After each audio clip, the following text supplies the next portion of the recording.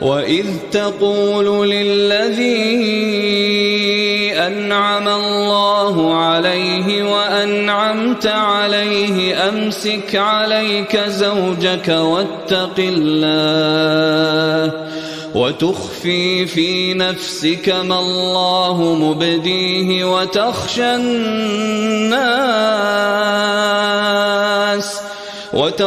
الناس والله أحق أن تخشاه.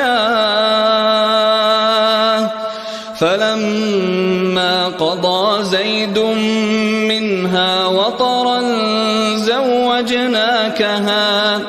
زوجناكها لكي لا يكون على المؤمنين حرج في أزواج أدعيائهم إذا قضوا منهن وطرا وكان أمر الله مفعولا.